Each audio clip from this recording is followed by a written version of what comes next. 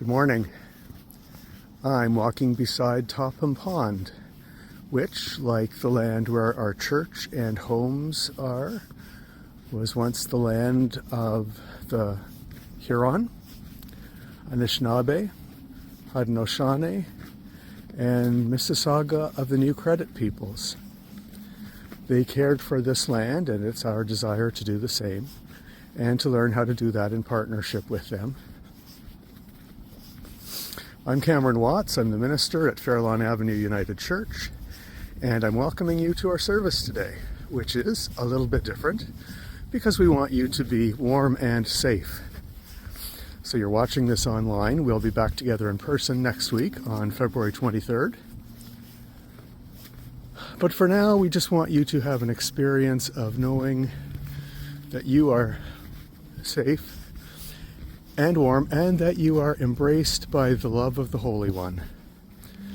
In a few minutes, we'll be talking a little bit more about that, and about being embraced, and how we can embrace others, especially those who don't find it quite so easy to find community and warmth, and sometimes need to be told they're loved by what we do for them. So, see you soon.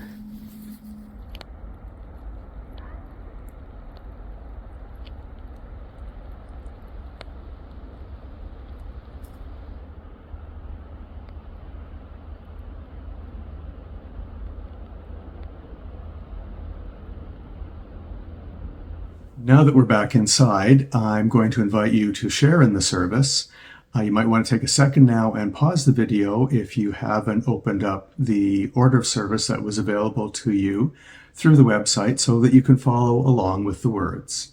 Or if you want to, you can just listen.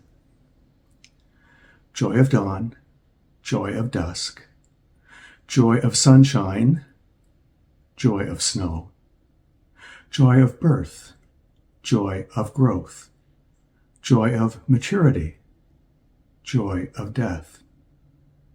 We worship you. Joy of the meek, joy of the poor, joy of peacemakers, joy of the pure, joy of the persecuted, joy of the hungry, joy of the thirsty, joy of the outcast. We worship you. Joy of givers, joy of the generous, joy of good measure, pressed down and running over, joy of the forgiven, joy of the merciful. We love and adore you, joy of the living, joy of the loving, joy of the hopeful. Most awesome friend in our sanest and purest moments, we do delight in you. More than misers in gold and kings in scepters, glory be to you, loving Creator on earth and in heaven, forever and ever. Our responsive confession today is called Beatitudes for the Weird. And if you have the bulletin in front of you, you will know how to offer the response, but I will, on your behalf, offer it as well.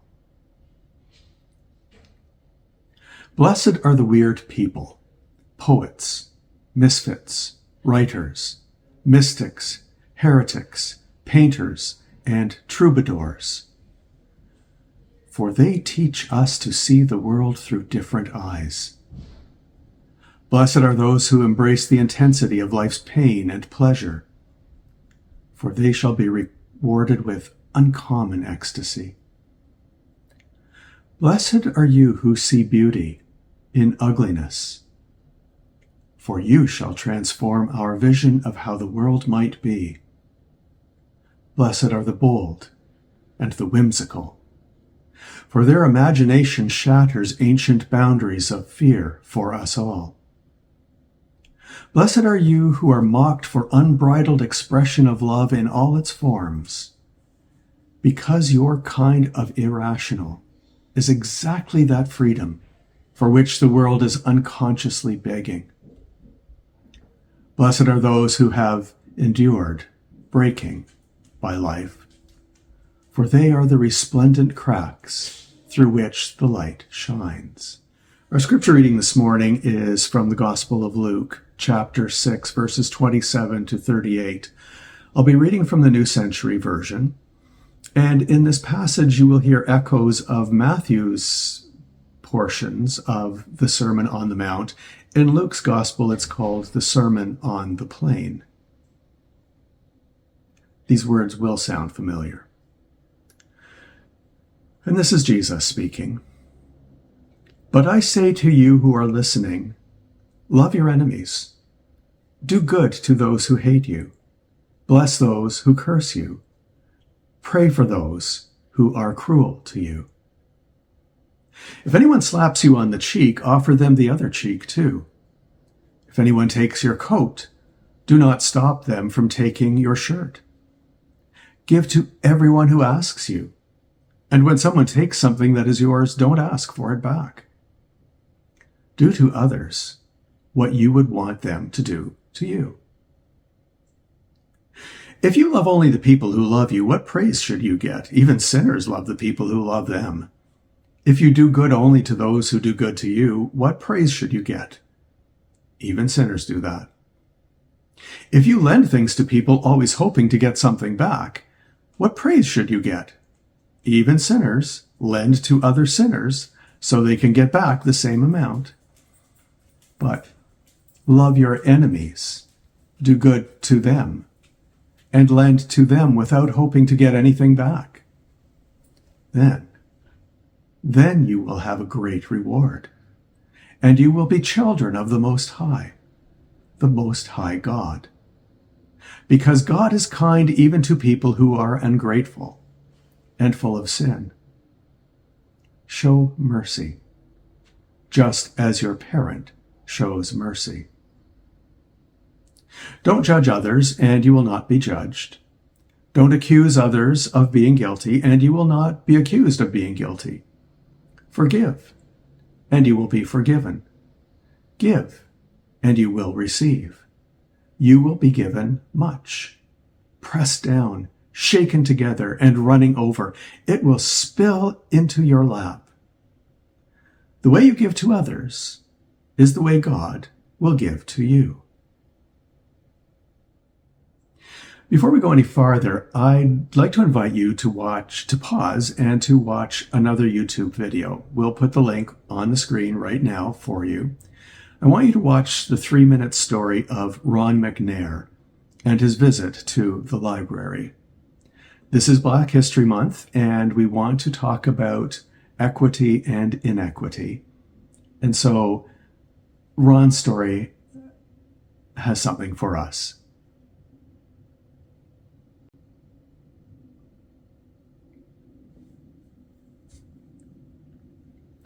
Now that you're back, I want you to think about possibilities. Ron McNair decided that life was full of possibilities, and he wasn't letting anything hold him back. But even right at the beginning, there were people who, because of how he looked, who he was, that his possibilities were limited, and they were quite prepared to enforce those limits. This is something, since I've been serving the church, that I have never understood. And that is why church people insist on limiting people's possibilities, particularly by telling them they don't belong. Ron was trying to be given a clear message that he did not belong in that library. Some of you will remember when churches, even some in Canada, and some still to this day, said to people of different colors, find your own. You will remember a time when women's roles in the church were seriously curtailed. When I started seminary, women were discouraged from becoming ministers. Later on, we would tell gay people that they could not be ministers either, that they were welcome, but they were not affirmed. Since then, since the turn of the century, we have been trying to figure out how to address telling our indigenous kin that they don't belong, that we're not interested in their possibilities. And here's my problem. That we have, whether it's been because of race or background or gender, and may the Holy One have mercy on us, because of people's inabilities or their physical or even mental challenges, we did not see them as whole, and we gave them this subtle message that they did not belong, that their possibilities were limited. And here's what I don't understand. Why have we looked at all of those people and told them that they didn't belong, that their possibilities were limited, and we weren't interested in what they could offer us, from who they were, from their perspectives? What a colossal loss that has been to Christendom. I'm grateful to be part of a church that works hard to address that, but it is hard work because we still have this extra eyelid that sometimes closes when we see somebody who's different and said, well, I'm going to filter, I'm going to screen out who you are. No one in that library imagined Ron McNair would become an astronaut. And sometimes it's taken people challenging us, even fighting back, to get us to pay attention and to recognize that they had possibilities and that they had something to offer and that we are the richer for having them around. And that's part of where Jesus' words come from about turning the other cheek. They're not about passively taking it from somebody else. If you were in a position of power with someone in Jesus' day in Palestine, and you wanted to insult them, you wanted to put them in their place, you'd slap them. And as often as not, you would use the left hand, which was the hand that you used to clean yourself with. It was a slur, it was a slight, it was demeaning. And Jesus is saying to his listeners, did they hit you? Turn the other cheek. And he said to them, because a Roman soldier or any person in position of authority over you who was feeling the chill of the night air could, they would demand your coat, your cloak of you so that they could be warm. And the law supported them in that. And Jesus said, if they do that, offer them your shirt too. Because he wanted us to catch a chill on a cold night? No. Because we were turning the humiliation around. If someone slaps you publicly to demean you, Jesus was saying, offer them the other cheek. Say, oh, I'm sorry, you may not have hit me hard enough. Would you like the other one? It was a way of saying, what you just did to me was as humiliating for you as it was for me. Do you really need to do that again? Did you need to do it in the first place? Or to say, I am really sorry that a powerful or wealthy person like you is feeling the chill and had to have my coat, me who only has one. I'm really sorry that you're that cold, so please take my shirt too. It was reverse humiliation. It was challenging. It was to say, do you really need to treat me like that? I'm really sorry that you feel that need to do that here. And it wasn't to say, I'm better than you or I'm smarter than you. It was to say, could you possibly begin to think about treating us as equals? You and me. I may be impoverished. You might think me less worthy than you and worthy of an insult or a slur. But no, we're humans. And I'm going to treat you that way. Jesus was turning social convention on its head. by turning the other cheek. And then when he says, do to others what you would want them to do to you, it isn't just the golden rule. It's, maybe I would appreciate it if I treated somebody like that they would bring me down a notch, that they would have the courage and the compassion and the respect for me, that they would take me to task for being less than I can be.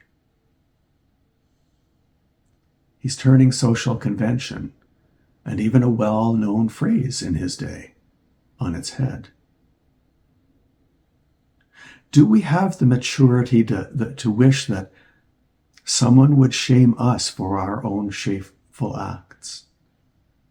Do we have the maturity to offer someone the opportunity to be more dignified?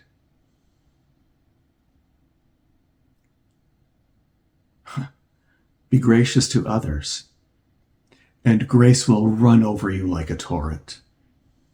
The way you give to and include others is the way the Creator will give to you, and the way the Creator will include you.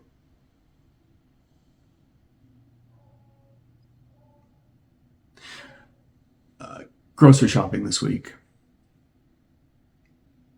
They made a substitution.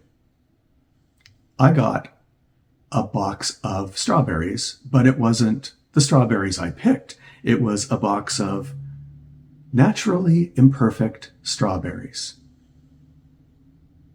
Because I have this thing that says, if you can find something a little cheaper and it's the same quality, please put it in my basket. So it's there when I go to pick it up. Naturally imperfect strawberries. They're not necessarily things of beauty, but oh my goodness, they taste just as good, and I want them in my life just as much as I want the ones that I picked. If you're a naturally imperfect strawberry, you are just as full of flavor and delight and a gift to others as the ones that look better and seem to be a little more rich, wealthy, favored. Yeah, truth is, we're all naturally imperfect. Here is our contemporary psalm of confession. Oh, by the way, those were Canadian strawberries. Here is our contemporary psalm of confession. You'll find it in the bulletin that was sent to you online. Offer it with me or hear it in the quiet.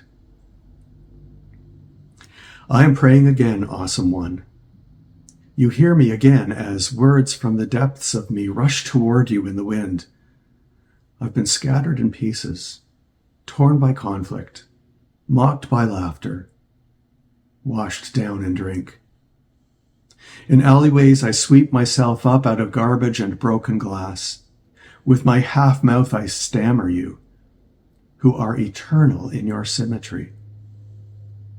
I lift to you my half hands in wordless beseeching, that I might find again the eyes which I once beheld you. I am a house gutted by fire, where only the guilty sometimes sleep, before the punishment that devours them hounds them out into the open. I am a city by the sea, sinking into a toxic tide. I am strange to myself, as though someone unknown had poisoned my mother as she carried me.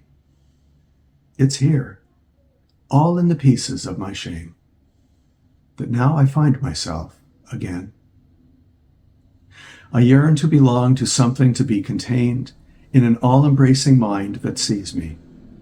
As a single thing I yearn to be held in the great hands of your heart. Oh, let them take me now. Into them I place these fragments, my life, and you, God. Spend them however you want. And here is the prayer we end with today. Oh, the prayer we end with before we hear some glorious music. Open the windows of our minds, our imagination, and our deepest sensitivity, so we may know ourselves to be embraced by grace, touched with possibility, and invited to share in the creation of new futures.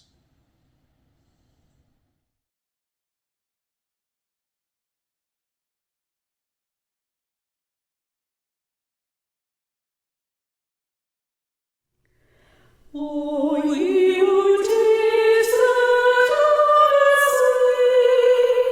set waymarks for the doubtful feet that stumble on in search of it.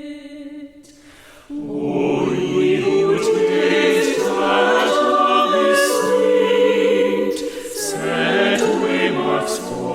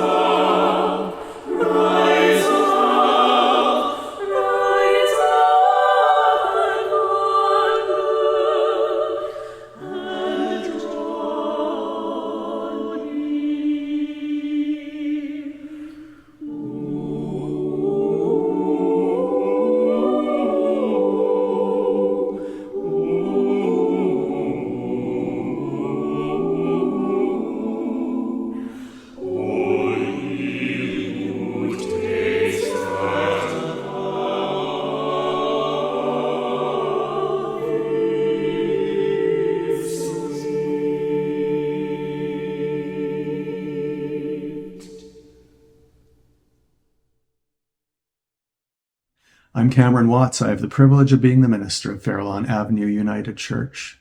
Thanks for joining us today. Please like the video, subscribe to us if you haven't, and check out our website too if you haven't been watching this on our website. Be good to you.